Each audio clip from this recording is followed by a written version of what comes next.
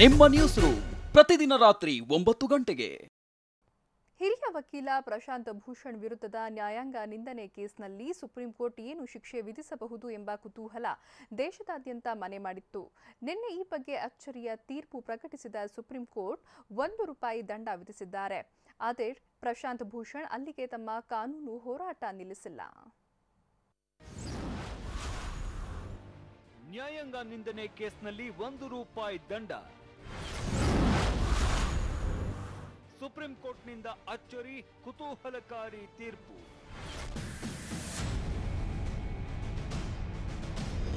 ಕಳೆದ 1 ತಿಂಗಳಿನಿಂದ ಹಿರಿಯ ವಕೀಲ ಪ್ರಶಾಂತ್ ಭೂಷಣ್ ಅವರ ನ್ಯಾಯಾಂಗ ನಿಂದನೆ ಪ್ರಕರಣದ ಬಗ್ಗೆ ಕಾವೇರಿದ ಚರ್ಚೆ, ವಾಗ್ವಾದ ನಡೆದಿತ್ತು. ಪ್ರಶಾಂತ್ ಭೂಷಣ್ ಅವರಿಗೆ ಕೋರ್ಟ್ ಯಾವ ಶಿಕ್ಷೆ ವಿಧಿಸುತ್ತೆ ಅನ್ನೋ ಕುತೂಹಲ ಕೆರಳಿಸಿತ್ತು.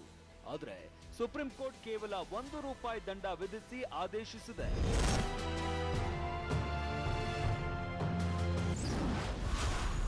ಹಿರಿಯ ನ್ಯಾಯವಾದಿ ಪ್ರಶಾಂತ್ ಭೂಷಣ್ಗೆ ಸಾಂಕೇತಿಕವಾಗಿ ₹1 ದಂಡ ವಿಧಿಸಿದ ಸುಪ್ರೀಂ ಕೋರ್ಟ್ ಸೆಪ್ಟೆಂಬರ್ 15ರ ಒಳಗೆ ದಂಡ ಪಾವತಿಸದಿದ್ದರೆ 3 ತಿಂಗಳ ಜೈಲು ಶಿಕ್ಷೆ ವಿಧಿಸೋದಾಗಿ ಹೇಳಿದೆ. ಅಲ್ಲದೆ 3 ವರ್ಷ ವಾದ ಮಾಡದಂತೆ ನಿರ್ಬಂಧ ವಿಧಿಸೋದಾಗಿ ಎಚ್ಚರಿಕೆ ಕೊಟ್ಟು ತೀರ್ಪನ್ನ ಪ್ರಕಟಿಸಿದೆ.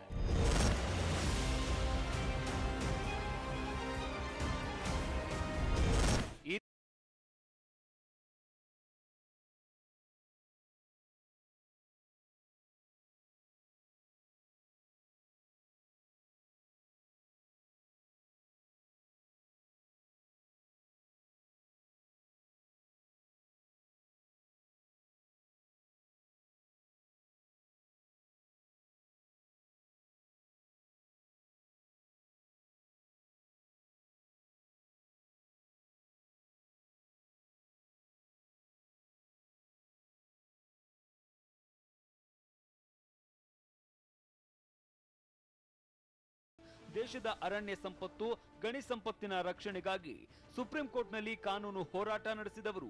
ಹೀಗಾಗಿ ಸುಪ್ರೀಂ ಕೋರ್ಟ್ನ ಘನತೆ, ಗೌರವಕ್ಕೂ ಧಕ್ಕೆ ಆಗಲಿಲ್ಲ. ಇತ್ತ ಪ್ರಶಾಂತ್ ಭೂಷಣ್ ಜೈಲಿಗೆ ಹೋಗುವ ಸ್ಥಿತಿಯೂ ಇಲ್ಲ. ಇಂತಹ ತೀರ್ಪನ್ನ ಸುಪ್ರೀಂ ಕೋರ್ಟ್ ಪ್ರಕಟಿಸಿದೆ. ತೀರ್ಪು ಪ್ರಕಟವಾಗ್ತಾ ಇದ್ದಂತೆ ₹1 ಕಾಯಿನ್ ಹಿಡಿದು ಪ್ರಶಾಂತ್ ಭೂಷಣ್ ನಗೆ ಬೀರಿದ್ರು.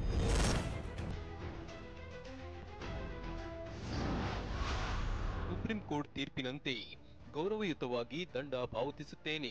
ಆದರೆ ಕಾನೂನು ಮಾರ್ಗದ ಮೂಲಕ ತೀರ್ಪಿನ ಮರುಪರಿಶೀಲನೆ ಕೋರಿ ಅರ್ಜಿ ಸಲ್ಲಿಸುತ್ತೇನೆ.